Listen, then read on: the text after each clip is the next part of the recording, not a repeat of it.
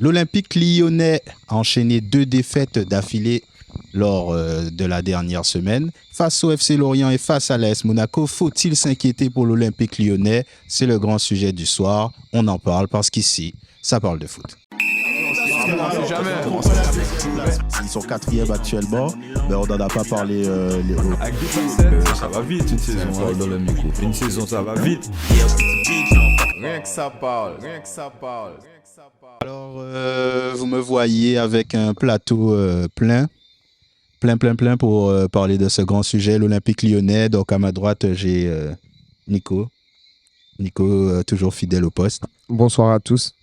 Avec en face de lui Romu, le retour de Romu. Bah, c'est la rentrée, les gars. Bonne rentrée.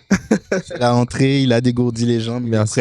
Il est prêt à débattre et l'invité spécial, l'homme, Vivien. Nous là, bien présent, nous n'avons pas de football, ça parle de foot. Bon, vous connaissez déjà, c'est un plaisir.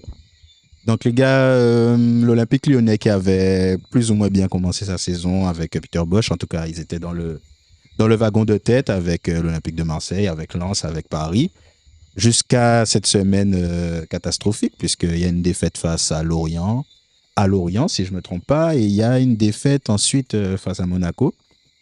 Ces 2 défaites qui remettent déjà en cause le coach. Mais avant de parler du coach, est-ce qu'il faut s'inquiéter pour l'Olympique lyonnais? C'est le grand débat. N'hésitez pas, mais j'ai dedans. Moi, je pense qu'on va laisser l'honneur à Romu pour la rentrée et après, ou bien notre invité spécial. Merci. Je te laisserai pas autant de chance dans le quiz tout à l'heure. Hein. Attention à toi. Non, mais est-ce qu'il y a un problème au L Moi, je pense que sur la durée, non. Lyon a montré que c'est un grand club du championnat de France. Ils ont souvent été mis en difficulté ces dernières années à cause des changements de coach. Olas qui prend un peu de retrait, qui laisse beaucoup plus de l'aventure de Juninho, ça a été un échec, on peut le dire. Un échec, du coup, moi je pense que c'est Lyon qui cherche. Lyon se cherche toujours. S'inquiéter, non. Je pense qu'ils accrocheront l'Europe. Après, parler de Champions League, c'est compliqué. Mais m'inquiéter, non. Je pense que l'objectif principal, c'est accrocher l'Europe. L'objectif du club, c'est la LDC, normalement. C'est l'Olympique lyonnais dont on parle. On ne parle pas de Rennes, on ne parle pas de Lille. Accrocher l'Europe, ça... Justement, moi, je vois Lyon au niveau de Lille. Hein.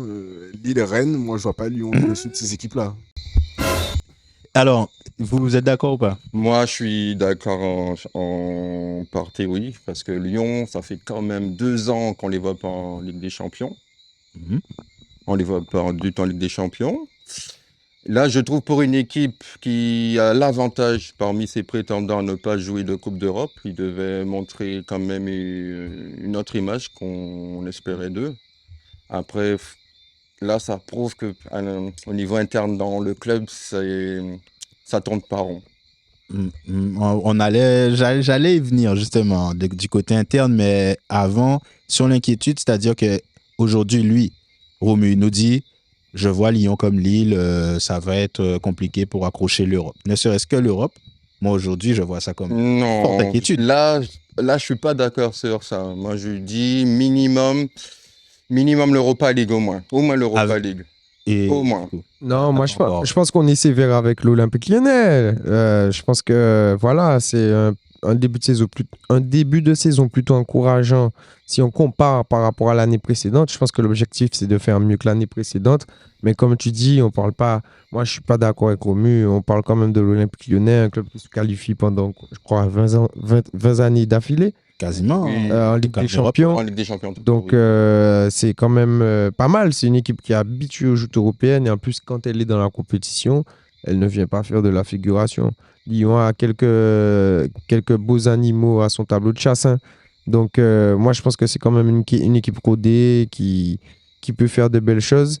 C'est une phase de transition. Moi, j'aime bien regarder ce qu'il y a autour, tout ce qui est structurel, tout ce qui est social aussi également. Sur tous les profils, il faut penser à la construction du stade, le remboursement est presque fini, là, je pense. Mais peut-être pas, je ne sais pas sur combien d'années ça a été étalé, mais voilà, ça a pesé lourd dans les finances du club. N'oublions pas que, comme dit Pablo Longoria, il y a les finances, il y a le sportif, et l'important, c'est d'avoir le bon équilibre. Donc Lyon aussi, c'est une phase de transition, comme on dit, Olas se fait vieux, il a moins de poids, moins de voilà, on sait tous que voilà, hein, quand tu élèves un enfant à 60 ans et quand tu l'élèves à 25 ans, tu n'as pas la même vigueur. Donc bon, c'est peut-être une comparaison un peu, je sais pas. J'espère que c'est pas du char à voile, ne me tirez pas dans Mais le patch. alors, c'est-à-dire qu'aujourd'hui, où est-ce que toi tu places Lyon pour la fin de la saison? C'est-à-dire que tu les vois finir européens plus ou moins facilement ou dans la course à l'Europe avec Lille, avec Monaco, avec Lens, avec toutes ces équipes-là. Est-ce qu'aujourd'hui tu te dis, bon, attention, l'Olympique Lyonnais, la 8e place, tu peux faire 2 fois 8e de suite? Parce qu'il y a 3 places en Ligue des Champions, c'est ça? Pour l'instant, trois, oui. Voilà. Par rapport Donc, aux années. moi, je vois pas Lyon devant Monaco ni Marseille. Hein, cette année. Moi, je ne le vois pas déjà dans le top 2. Ah non, dans le top 2, pour je moi, vois pas dans le top c'est- 2. Non, moi je pense que pour l'instant, ils ont un peu de retard. Après, il y a la Coupe du Monde. N'oublions pas que Sénat n'est pas comme les autres. Il y a beaucoup de choses qui peuvent se passer et c'est un groupe qui a quand même du potentiel. Regarde Après, ils ont- l'Olympique Lyonnais, ils ont un champion du monde, ils ont Tolisso, ils ont Alexandre Lacazette, ils ont. Non, et c'est des Alors- gars qui aiment le club, ils sont formés au club. Moi, pour Justement, répondre à sa c'était- question, excuse-moi, juste pour répondre à sa question, je pense que la Ligue des Champions, ça va être compliqué. Donc, si Lyon, je devrais les classer, ce serait entre 3e et 5e. Entre 3 et 5. top 5.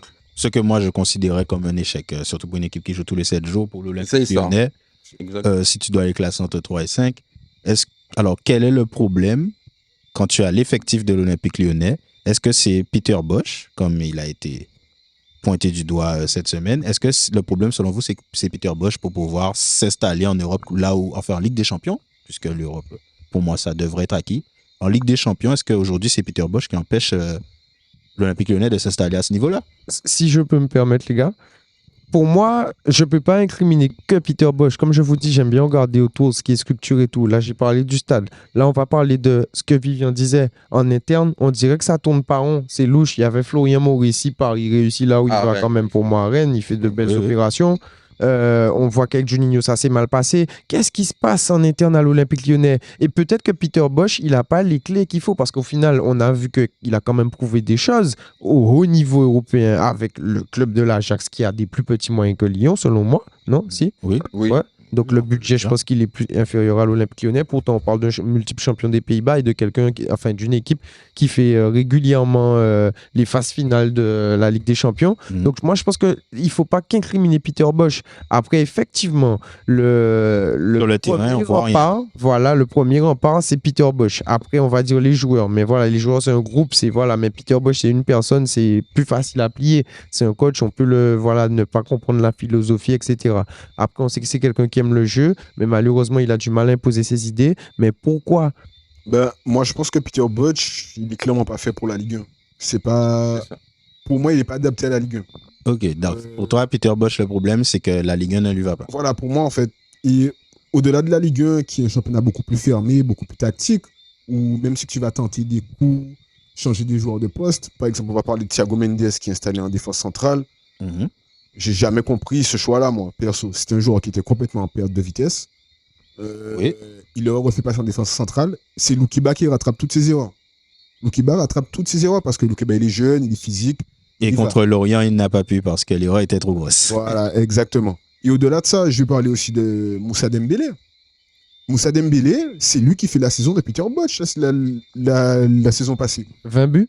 C'est un Moussa Dembélé au niveau. On fire, le gars, il porte l'OL, simplement. La casette revient, hop, il est mis au placard.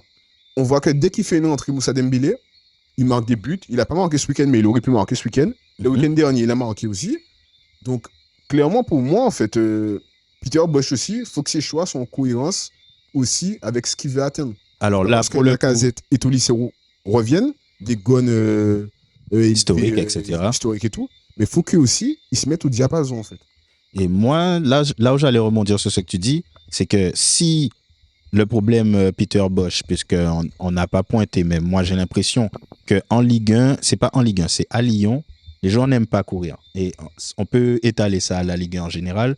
Quand tu vois un entraîneur qui prône le contre-pressing, l'intensité de jeu, etc., souvent, tu as des joueurs qui sont réticents, qui ont un peu de mal à suivre ça. Et moi, j'ai l'impression que Peter Bosz, c'est ça, et que du coup, il s'adapte à l'Olympique Lyonnais. Et Et entre lui, Rudi Garcia, Bruno Genesio, les entraîneurs, même Silvino avant, tu ne vois pas la patte Peter Bosz. Je suis complètement Je l'ai vu d'accord. par à coup au début de Complètement saison, d'accord avec toi. mais tu ne vois pas la philosophie de jeu Peter Bosz. Tu vois l'Olympique lyonnais.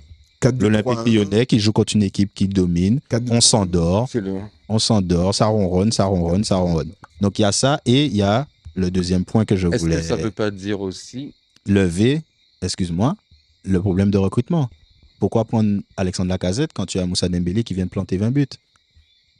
Pourquoi? Est-ce que ça vient pas... Si ce n'est pas pour mettre un 4-4-2 en place. Voilà, exactement. Voilà. Exactement. Pour moi, il y Pourquoi a est-ce que autre tu fais chose un à faire. recrutement sur plusieurs joueurs et tu prends pas un seul arrière central et que tu pars la saison avec Loukeba Boateng blessé, Thiago Mendes, De ou Naïm. bien alors c'est Da Silva? Il y a Cherki aussi qui joue pas. Aussi.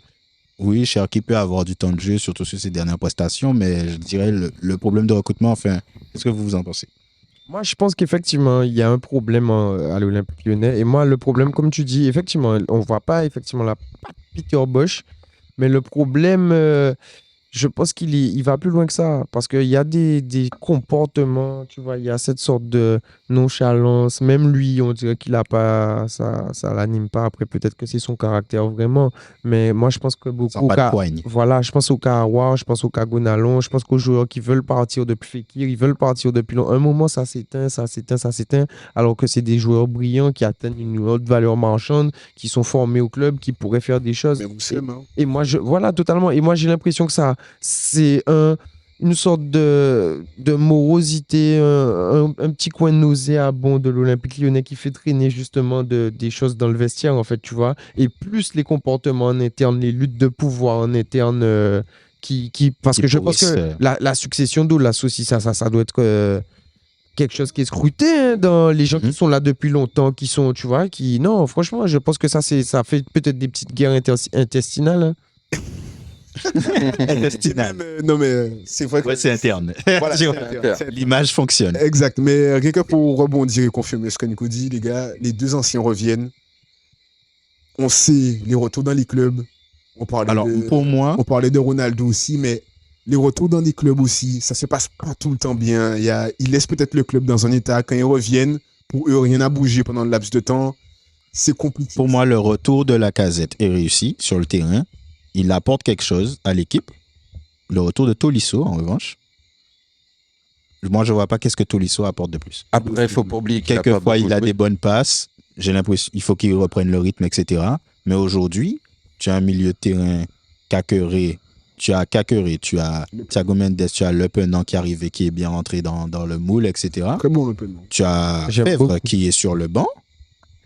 Tu n'as pas besoin de Tolisso. Si tu joues en 4-2-3-1 et que tu essayes de mettre Fèvre comme étant remplaçant de Paqueta, ce qui peut s'entendre et s'écouter, Bien sûr. pourquoi est-ce que tu vas t'embêter avec Tolisso, qui ne t'apporte rien de plus que Cacré, qui n'apporte même pas rien de plus pour moi, à mon avis, que Le Penant. Le problème pour moi, c'est que comme il y a ce respect des anciens et que tu les as fait revenir, tu leur as promis des choses. Et en plus, il faut qu'ils reprennent du rythme. Comme dit Vivian, il n'a pas beaucoup joué. Hein. Comme il disait, ça fait longtemps Et qu'il n'a bien pas sûr. joué 90 minutes. Hein. Donc là, ils veulent le relancer. Ils ont confiance en lui. C'est un petit du club. Tu vois, il y a cette confiance. Et c'est pour ça qu'aussi, ça biaise un petit peu, comme tu dis, les choix de Peter Bosz, je pense. Ou aussi. Voilà, moi, voilà. j'ai l'impression que Voilà. c'est surtout ça. Tu Tu as vois. des choix qui sont obligatoires. Tu as Voilà. le Lacazette, tu es obligé de le mettre.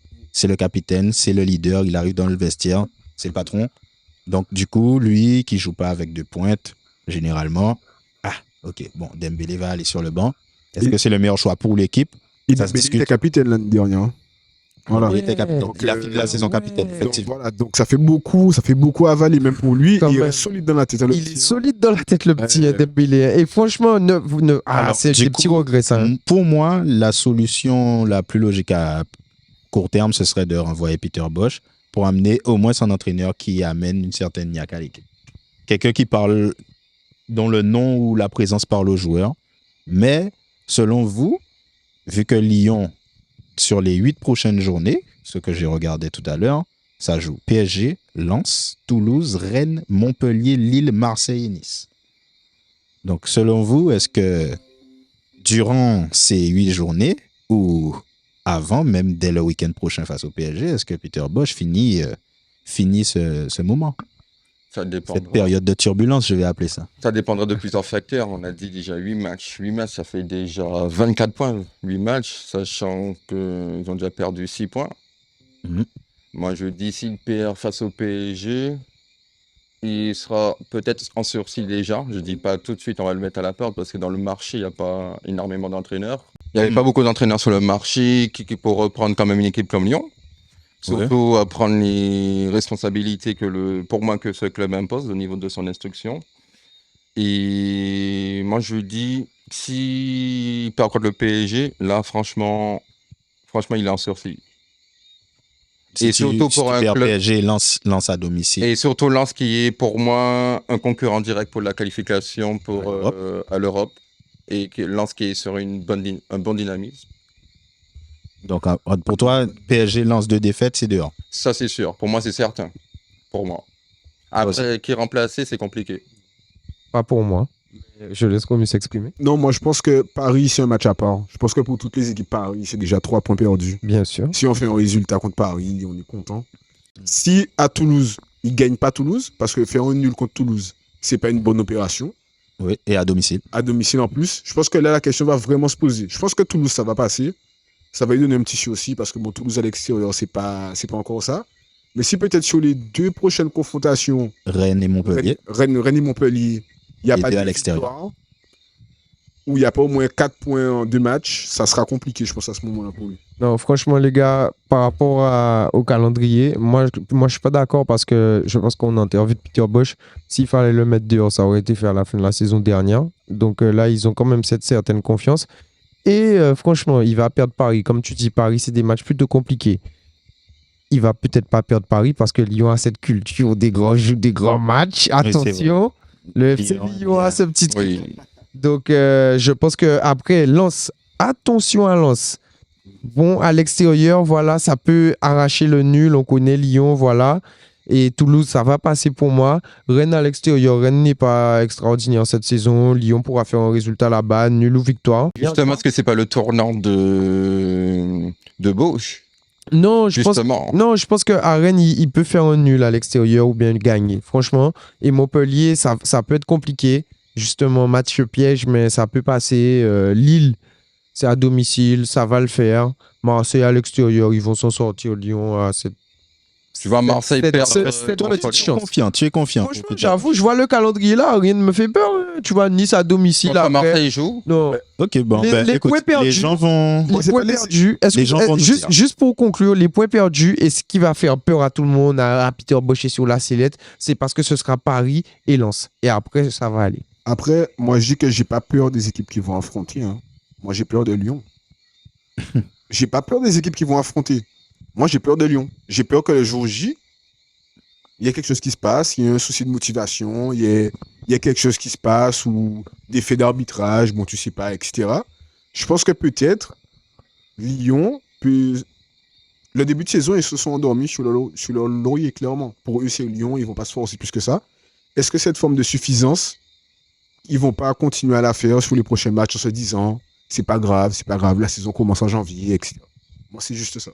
Non, excuse-moi. Je vais conclure Ouais. le débat Lyon, parce qu'on a encore du lourd sur le... Mais en tout cas, les gens qui vont regarder cette émission pourront nous dire, est-ce que pour vous, comme Nicolas, tu perds PSG et tu perds Lens, est-ce que bon, ça le fait, il y a Toulouse après, ou bien est-ce que pour vous, après une défaite sur les 2 prochains matchs, est-ce que Peter Bosch s'en ira?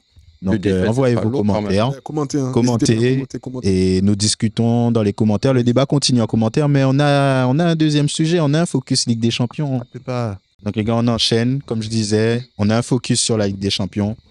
Et du coup, en Ligue des Champions, on a vu la première journée, les favoris se sont imposés, globalement, sauf Chelsea. C'était le piège. Et justement, avant de parler de piège, puisqu'on aura les pronostics, mais avant cela, je me posais une question, et je me suis dit que j'allais vous la poser. Chaque année en Ligue des Champions, il y a toujours une équipe qui s'impose comme étant un outsider.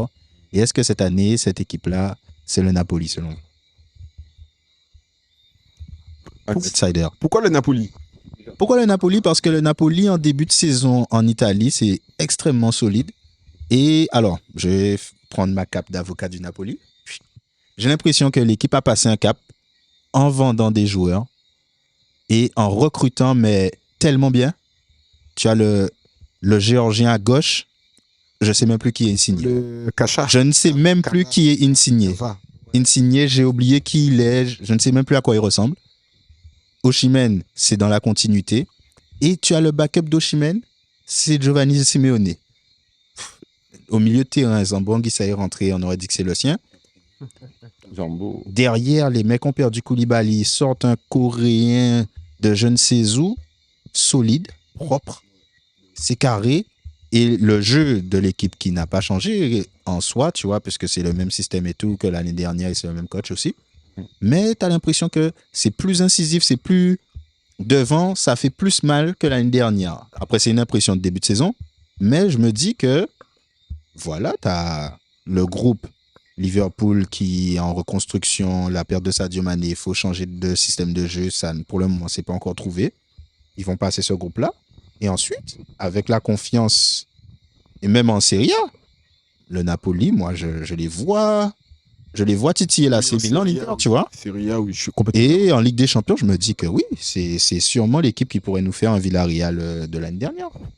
Donc, du coup, moi, justement, excusez-moi, j'étais un peu tête baissée parce que je regardais le groupe du Napoli. Effectivement, en phase de poule, on aura un beau Napoli. Hein. Liverpool n'est pas au top de sa forme en ce moment. Il y a beaucoup de blessés. Donc, d'ailleurs, ils les ont déjà gagnés, c'est ça? Oui, Voilà, 4 à 1. 4 à 1. Donc, effectivement, le Géorgien, la Kala Chamberlain. là.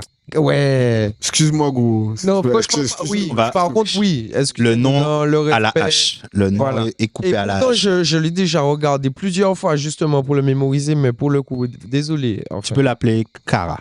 voilà, car il est super Caradona. intéressant et je pense que le Napoli va faire une belle marche dessus. Et comme tu dis, ils ont été très intéressants dans leur recrutement avec la perte d'Insigne. Il y a eu beaucoup Koulibaly. d'interactions avec Mertens. Voilà. Fabien Ruiz. Koulibaly. Fabien Ruiz est parti. Fabien Ruiz qui est parti à Paris.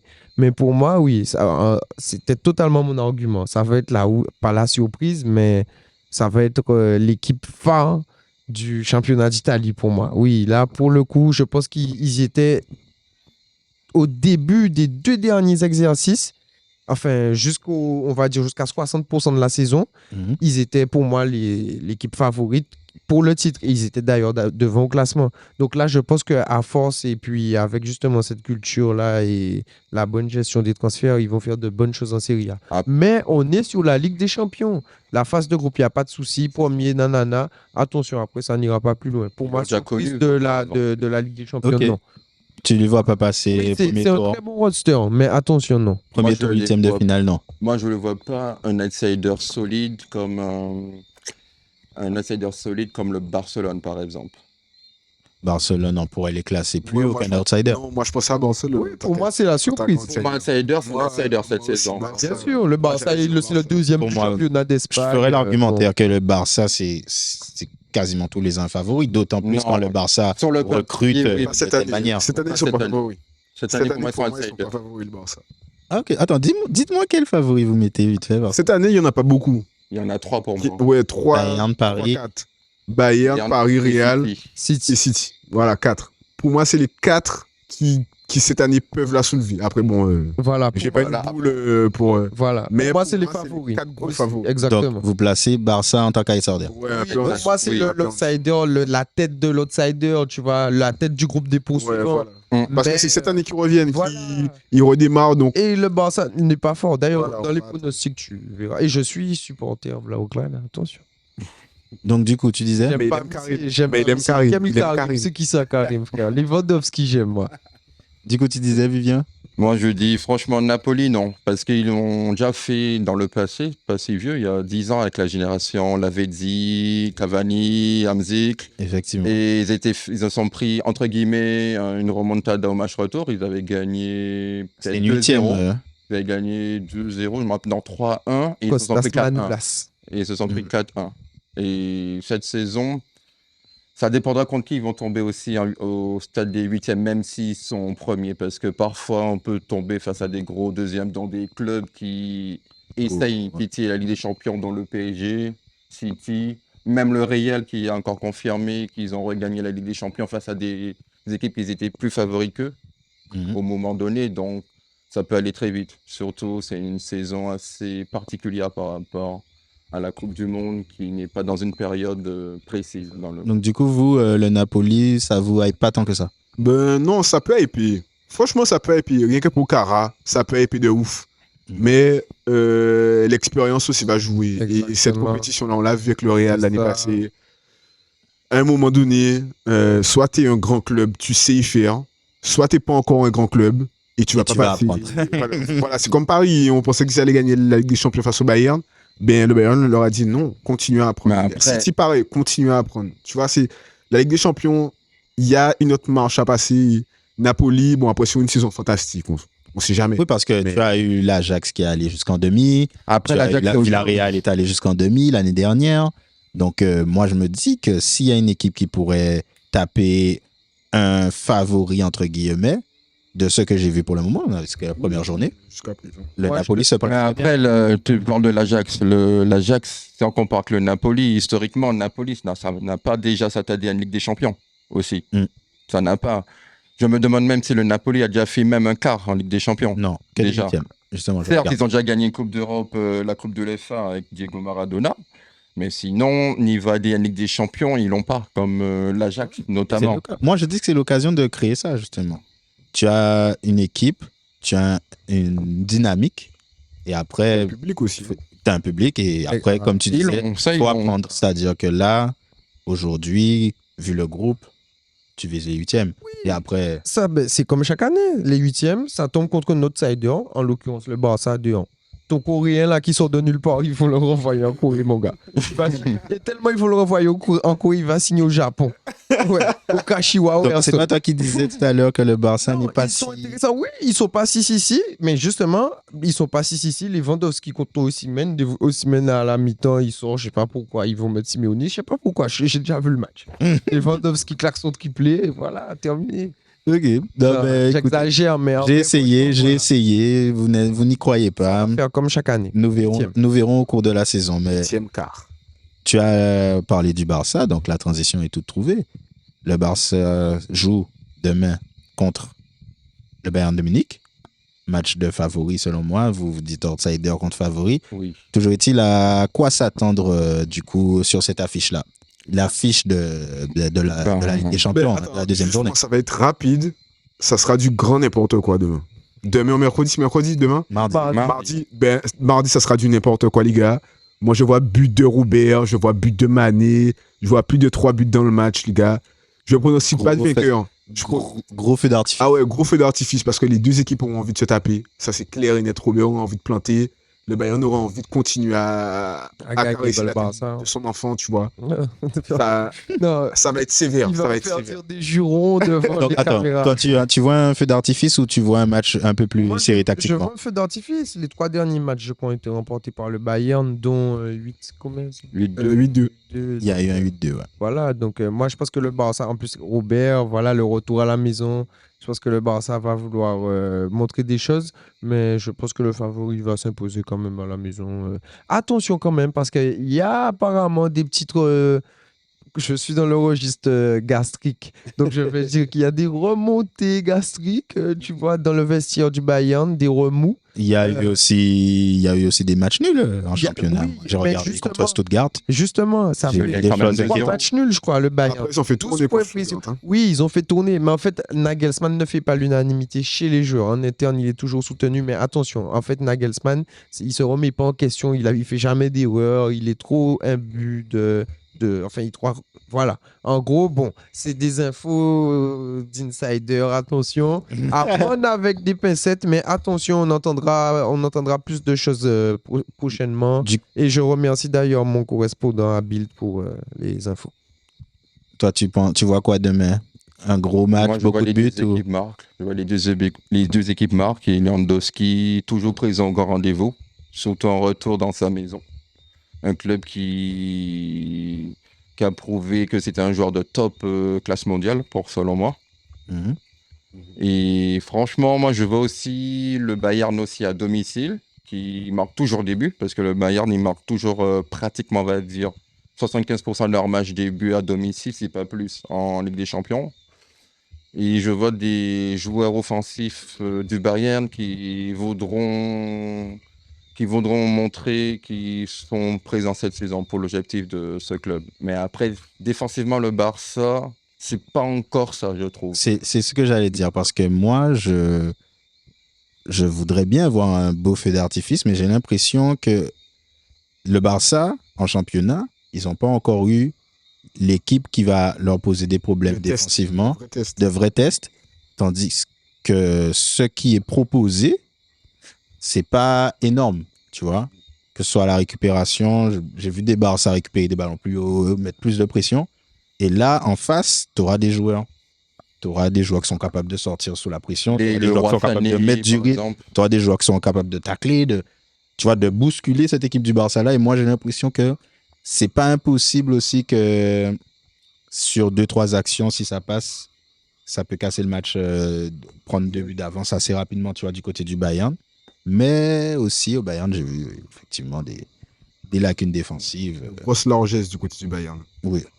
Mais j'attends beaucoup du Davis Dembélé, en fait. Pour moi, c'est le duel du match. Même devant Lewandowski, Mané, pour moi, Dembélé pourrait faire basculer le match s'il réussit à prendre Davis. Mais prendre Davis, c'est pas facile. Ouais, après, avantage Bayern, on l'a tous dit, mais faut pas quand même enterrer, vendre la peau de l'ours avant de le retuer, les gars. Hein. Attention, le Barça.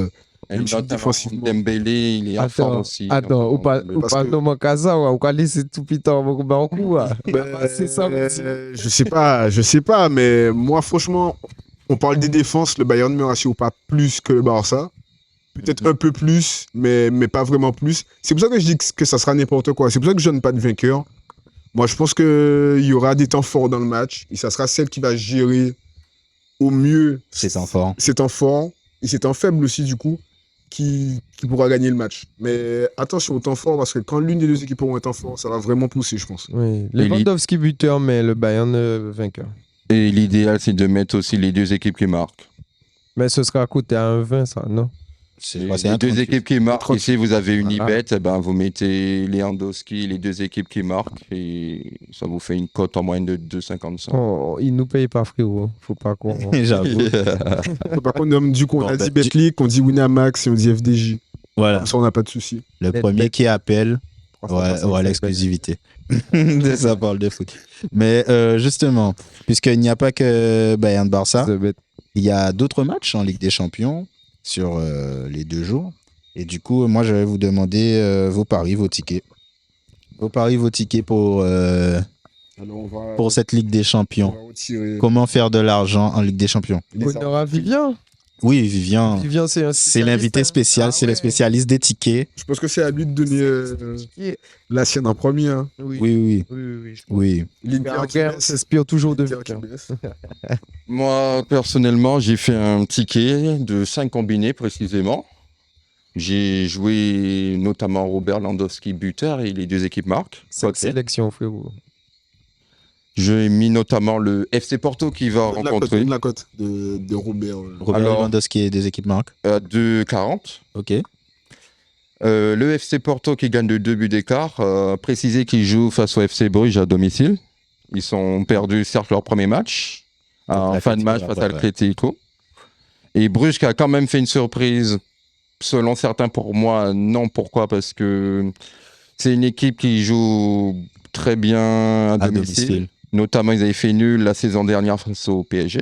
Oui. Il y avait dont Messi, Neymar et Mbappé, notamment, oui, sur une action de Noah Lang. Oui, notamment. Et en revenant sur mon pari, j'ai mis Porto gagne à domicile parce que c'est un club qui a l'ADN, entre guillemets, avec des champions, même si la saison dernière, ils étaient renversés en Europa League. Après, j'ai mis le Sporting qui bat Tottenham parce que je trouve pas que Tottenham. Là, il commence à avoir des coups de couilles. Je trouve pas que Tottenham c'est convaincant. Ils ont été, je trouve, poussés par l'Olympique de Marseille. Après, ils ont joué à l'expérience, même si c'est pas longtemps que c'est un club qui joue la Ligue des Champions historiquement. Après, j'avoue, je suis un peu la Liga NOS pour ceux que ça intéresse. Et moi, je trouve que oui, ils peuvent créer cette surprise, battre Tottenham à domicile. Notamment, ils ont battu à l'extérieur, faut souligner, Francfort 3-0. Et c'est à combien? Et le Sporting à combien? Alors, le Sporting est précisément à 3,40. Moi, je joue à 3,40 au moment. 3,40. Ensuite, t'enchaînes avec? Alors, avec une victoire de l'Inter, dont Lautaro Martinez qui marque, la cote à 2,50. Ok. Je vois les Inseris gagner leur À Plizen, ouais. à Plizen. Et côté tricolore, dont j'ai mis dans mon combiné, je vois bien l'Olympique de Marseille battre Francfort. Pourquoi Francfort, je vois pas gagner à l'extérieur? Je trouve Francfort en ce moment, C'est pas top. c'est pas solide. Même dans leur championnat Bundesliga, ils sont pas top. Donc moi je vois bien, notamment j'ai mis dans ce ticket Alexis Sanchez buteur et son équipe gagne précisément à 3,40. Du coup, ça te fait combien là? Alors une cote de 140-80. Ah ouais, Je répète rapidement pour ceux qui s'intéressent. J'ai mis Lewandowski et les deux équipes marquent à 2,40. FC Porto gagne de 2 ou plus 2,03. Sporting sec. Lautaro Martinez et son équipe gagnent à 2,50 et Alexis Sanchez et l'Olympique de Marseille gagnent à 3,40. Okay. Et pour petite info, je suis pas du tout fan de l'Olympique de Marseille. Alors moi, dans ma rubrique Paris, le match de 12h45, Victoria Plizen Inter de Milan, qui se joue en République tchèque, je dis attention à la surprise, donc je vais éviter de toucher. Bien que l'Inter devrait gagner difficilement selon moi, mais... tu penses que c'est le fameux piège? Voilà, ça peut être le piège parce que en Ligue des Champions, on sait qu'il y a toujours une surprise, toujours. Donc que ce soit le mardi ou le mercredi. Donc il y a eu dans la même région de cette compétition en Europe de l'Est. Voilà, mais bon, on sait que Zagreb quand même ne perd pas à la maison, donc attention, voilà, même en Europe. Ensuite, le match Sporting Portugal, Tottenham. J'ai un ticket où j'ai mis Sporting en sec à 3,42 et un autre où j'ai mis le fun. Et un autre le plus safe où j'ai mis Sporting ou nul à 1,67. J'ai bien confiance en ça. Au Portugal, les équipes ne rigolent pas. Et en général, il n'y a pas de surprise au Portugal à domicile. Donc, pour moi, voilà, le Sporting qui est plutôt habitué à la Ligue des Champions. Donc, Tottenham qui ne s'impose pas au Portugal. Mais non, la reine Mortari Kenya a été élue sur... Enfin, elle a anobli. Voilà, il est down, mais non. Et Tottenham était déjà pas très bien. Donc là, London Bridge is down. En plus, Tottenham, c'est à Londres. Donc, le Tottenham Hotspur is down. Donc, je poursuis. Sur mon ticket fun... l'Atlético à l'extérieur, c'est pas fameux, mais le Bayern Leverkusen n'est vraiment pas bien en ce moment. Attention, mon gars Florian Wirtz n'est pas là. Peut-être qu'une coïncidence. Attention. Donc, je vois l'Atlético s'imposer sur mon ticket fun à 2,52. Et sur le save, tu as mis double chance aussi. Sur le save, j'ai mis double chance. Double chance, pardon, je vous donne la cote tout de suite. Elle est à 1,42. Ensuite, je poursuis avec le match Bayern-Barcelone. Sur un ticket, j'ai Lewandowski coté à 2 et quelques buteurs. Je vais vous dire ça aussi tout de suite. Et c'est tout. Et sur le match Porto-Bruges, il y a un ticket où je n'ai pas touché. Et sur le fun, j'ai Evanilson. Ensuite, Liverpool-Ajax. Je n'ai pas trop touché ce match parce que Liverpool n'est pas très bien. L'Ajax peut faire un résultat là-bas. Même si... De la même manière que Liverpool peut assurer, voilà, c'est un peu trop difficile à... Je suis d'accord, je n'ai pas touché. Non. Voilà, Liverpool peut faire pas un petit carnage, mais voilà, peut s'imposer. Mais attention, les joueurs de l'Ajax ont beaucoup de cœur. Marseille, sur un ticket, je les vois s'imposer. Donc, je vous donne mes tickets et mes cotes tout de suite. Un ticket, un combiné à 3 sélections avec Evanilson buteur à 2,50. L'Atlético Madrid vainqueur à 2,52 et le Sporting Portugal vainqueur à 3,42. Ça, c'est mon ticket fun avec les belles cotes. 10 € joués pour faire une cote à 21,5. 10 € joués pour 250 € empochés. Si vous êtes plutôt timide, vous pouvez mettre 5 €, ça vous fait 107 €. Et si vous êtes vraiment timide, avec 2 €, vous faites 43 €, c'est plutôt pas mal. Donc, sur mon autre ticket, donc le ticket qui est plus safe, Les sélections sont les suivantes. Je vous prie de m'excuser. Donc, l'Atlético Madrid ou match nul à 1,42. Robert Lewandowski, parce qu'il y aura sûrement match nul. Donc, en fait, si vous voulez jouer match nul direct, jouez ça. Parce que Leverkusen n'est pas trop bien, mais ils sont à domicile. L'Atlético, ils sont un peu. C'est pas l'équipe Ils qui sont enflamme timorés. le match. Voilà, c'est pas une équipe qui va chercher à marquer des buts plus que ça. Et le Bayern Leverkusen, c'est quand même un club allemand. Il y a cette philosophie.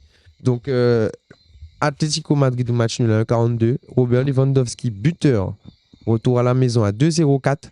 L'Olympique de Marseille, vainqueur à la maison contre Francfort à 1,90. Et le Sporting Lisbonne ou match nul à 1,67. London Bridge is down. Ça me fait une cote à 9. 10 euros misés, 91 euros gagnés. Donc, si tout se passe bien, ça nous fait un total de 20 euros misés et de 340 euros gagnés. Il me Je me semble. permets de revenir, j'avais pas précisé aussi mon ticket spécial 100% buteur, c'est-à-dire moi j'ai fait le ticket avec Que des buteur, buteurs, ouais. buteur mais leur équipe gagne ou bien les deux équipes marquent. Au niveau buteur, moi j'ai mis Alexis Sanchez Mhm. à 2,55, Robert Lewandowski à 1,90, Mhm. Lautaro Martinez à 2,11, Mhm. Kylian Mbappé et Evan Nilsson du FC Porto. Proprement, ouais. Et cote à 32,94. Ok. Tu mises combien? Promu. Moi, je me mets un petit 5 euros et ça peut monter à 162,70. Pas mal. Pas mal. Moi, au niveau des paris, je suis pas allé chercher bien loin. Victoria Pilsen, moi, je vois l'Inter gagner. Donc, t'as pas peur du piège de midi 46. Non, parce que c'est pas mal l'Inter de gagner. Ça défend beaucoup mieux que le Barça. Pilsen a réussi à mettre un but au Camp Nou. Moi, je pense que l'Inter va bloquer toute offensive des Tchèques. Ça sera un match à sens unique pour moi. Même si qu'il joue, ça va peut-être durer 20-30 minutes. Après, quand l'Inter va commencer à faire droite-gauche avec les ailiers, à centrer, à mettre la pression. Non, je pense en plus, premier match où ils peuvent gagner aussi, se lancer en Ligue des Champions. Donc, je pense que tous les voyants doivent être Arrêtez de bouger. tournés vers Pilsen. Yes. Cote à 1,44 Inter. Ensuite, Bayern, Barcelone, moi je l'ai dit, ça sera n'importe quoi. Donc, but pour les deux équipes. Je ne suis pas allé chercher loin, à 1,37. On fait confiance aux Phocéens demain, face à Francfort. On espère, bon, ils sont à domicile, logiquement, Vélodrome. Faut gagner aussi. Il faut gagner, Francfort. Ce qui s'est passé face à Tottenham, il faut oublier. Il y a eu un rouge, le match a changé. Là, à domicile, ils ont le ballon dans leurs pieds. Ils ont montré qu'ils ont beaucoup de caractère le ce faire, week-end. Contre Lille, ils ont gagné le match alors que tout le monde a joué N2 ou 2, tout simplement Lille. Donc, ils ont montré qu'ils avaient du caractère aussi et que Tudor, il fait tourner son effectif et qu'il n'y a pas de souci à ce niveau-là. Porto, je mets Porto sec à domicile. Porto contre Bruges, je pense que ça va faire la différence. Bruges, ils ont déjà pris leur point à domicile. Donc là, logiquement, ils devraient peut-être un peu lever le pied et se dire que s'ils ne prennent pas de points ou ne gagnent pas le match, il n'y a pas péril dans la demeure. Donc voilà, ils seront au même niveau de points que Porto. Donc pas plus de soucis que ça. Bayern, Leverkusen, Atletico, moi j'ai mis N2. On fait attention au nul. On ne sait jamais, peut-être que Leverkusen peut se réveiller à domicile, ne pas perdre le match. On ne sait pas, Atletico. Moi, je les trouve pas mal. Hein.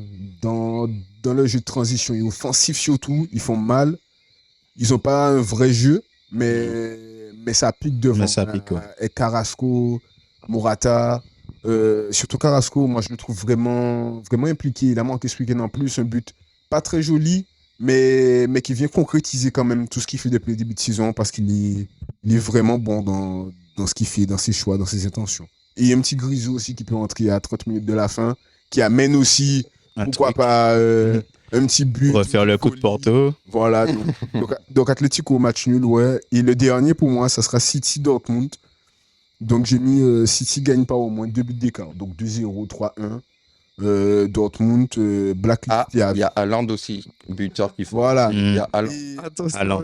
Attention. Et c'est là, ouais, c'est vrai, faut pas jouer avec les sentiments. Même un double, je veux même, pourquoi pas un double à domicile de Haaland. Et du coup, voilà, justement, j'arrivais sur les buteurs. Moi, spécial buteur aussi, Robert. Il va planter, je pense. Kylian, face au Maccabi Haïfa, il n'a pas planté ce week-end. Ligue des Champions, je pense. C'est sûr. Ce qui nous intéresse. C'est tellement City sûr. Dortmund, Haaland à 1,36. Ceux qui veulent tester Haaland, Haaland x2, ouais. allez-y, moi, 1,36, ça me va. Ça me va buteur, cote assurée, je pense. Porto Bruges, on va suivre aussi les petits copains sur Evan Nilsson. Comme ça, on va tous pleurer si ça passe pas. Et le dernier, moi, je pense que Sanchez plus planté. Ah oui, je vous ai pas donné la cote safe. Donc, la cote safe, elle est à 10,95. Ok. On peut envoyer 20 € dessus. Moi, je pense que cette cote safe là, 10-20 €, Ça se fait. on peut un peu pousser. On peut pousser parce qu'il y a aucun résultat tiré par les cheveux ou truc de compliqué. Après, c'est le foot. On On sait va jamais. prendre des pincettes. Et Et la sur cote tes buteurs, buteur, t'es... cote à 21,93. Donc là, 5 €. Ouais. Tranquille, 5 €, 10 €. Bon, ça dépend peut-être pas 10 €, mais 5 € histoire de. 5 €, on est à combien? 5 €, on est à. Enfin, ouais, Ah ouais, à peu près 100 €. 100 balles. 42 même. C'est pas mal pour Oui, parier pour oui. le week-end prochain. Bon, écoute, moi, je suis dans une cote en dessous de vous. C'est une cote de 6,75. 6,78.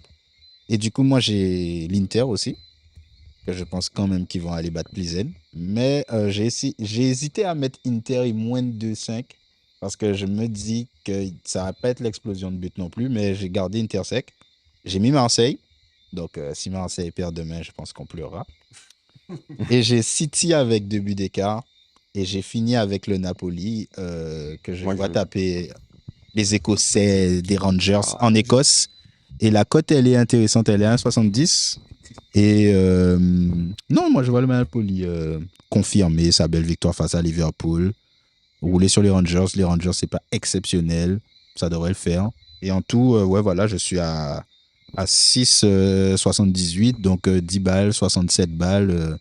Je Attention vais au quand même resto. aux Rangers, soit à domicile. Hein. Je vais au resto. Attention quand même aux Rangers à domicile. Oui, attention, Rangers à À domicile, mais je ils ont pense quand que même tenu en échec le PSV Eindhoven.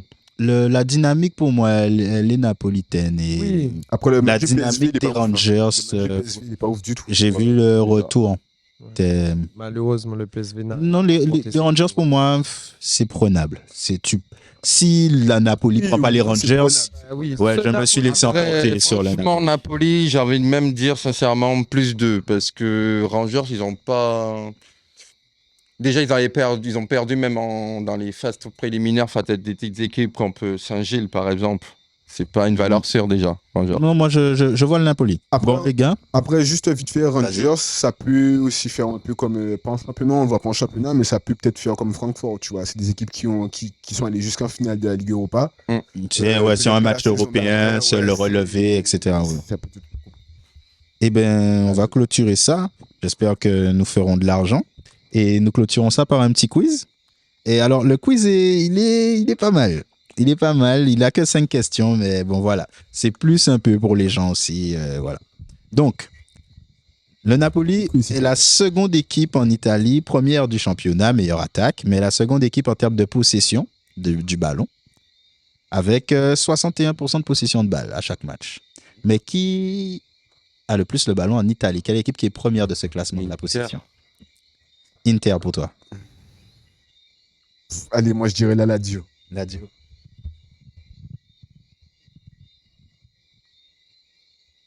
Anouaï. Sassuolo. Sassuolo, non, vous ne l'avez pas. C'est la Fiorentina.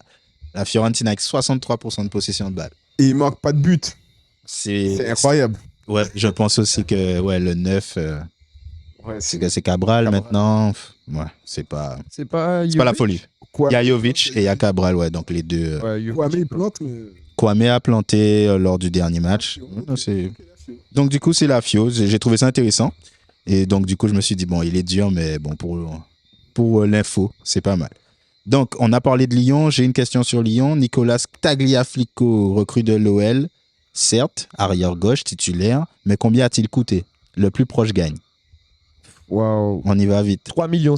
3, 5, 8. 8, 6. 6. Ouais, Non. 6 millions. Il prend le point. C'est 4. 4 millions. Environ. Ça change en fonction des ouais, sites, bon, mais c'est 4 c'est- millions, etc. Troisième question déjà. Combien y a-t-il de Ligue des Champions combinés entre le Barça et le Bayern? Barça 5, Bayern 5, j'aurais dit 10. Non, 10, 9. 12, pardon, 12. 12, Ouais, 10. Ouais, est-ce que moi, c'est 12. Et Attends. Non, je me retire, Tu as je me dit retire. 10. 9. Bayern a 9. 10, 9. 9. 9 9. C'est Alors. pas 9. Dis-moi. 10. 10, 9. 9. 11. 11. Bayern et Juste pour C'est te- pile, c'est double, c'est Voilà. 11. Yes. Donc, le Bayern a 5 ligues, Voilà. le Barça a 5 ligues des champions et le Bayern en a 6. Enfin, Moi, c'est je ça pensais que que j'étais c'était- sûr Du 5, pense que mais c'est- le 7, c'est que Milan, je crois. donc, Ouais. du coup, Voilà. 11 ligues des champions combinées entre les deux. Je sais pas compter. Tu passes devant, c'est ça? Tu passes devant Ah. 2-1-0. Alors, quatrième question qui peut déjà être décisive. 11, c'est le chiffre. 11 rencontres entre le Barça et le Bayern en C1. Mais qui a le plus de victoires entre les deux, le Bayern ou le Barça? Barça.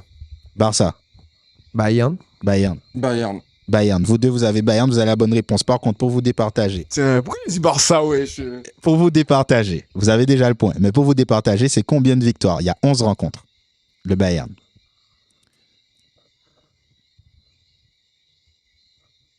En nouaille, messieurs. 6 victoires pour le Bayern. 6. 5. 5. 6, t'es le plus proche, c'est 8. Donc, du coup, tu prends un double point, ça fait 3, 1, 1. Et 3, 1, 2. Dernière question, messieurs. Lewandowski est troisième meilleur buteur de l'histoire de la Ligue des Champions avec 89 réalisations. Mais combien de buts a-t-il marqué avec le Bayern en Ligue des Champions? 89, il a dit? Il a marqué 89, ouais, en tout. Mais avec le Bayern seulement, combien en a-t-il mis? 58. 58. En nouaille. 54. Non, 60. Il en a marqué combien que Dortmund? C'est ça? C'est ça. C'est ça la vraie C'est ça la question. question. Ça. Moi, je me souviens d'un 5-tuplé. Il y a des buts, il y a des buts, il y a des 54. buts, il y a des buts. Non, moi, allez, je dirais 59. Allez. 59. Non, 62 alors. Comment? Tu as dit 59, vous avez tous les deux dit 59. T'as dit combien, Vivian? 62, moi. Moi, j'ai dit 54. 59? Non, ouais. 54. Ah oui, c'est pour ça que je 54. change. Je donnerai le point à personne. C'est 69. Vous êtes trop loin, mais c'est 62. Nico qui part avec La victoire. la victoire. Bravo, Nico. On va te donner des applaudissements. Voilà. Si vous voulez les paris du mercredi, suivez la page Ça parle de foot sur Instagram. Et il n'y a pas que le football dans la vie. Il y a le foot aussi.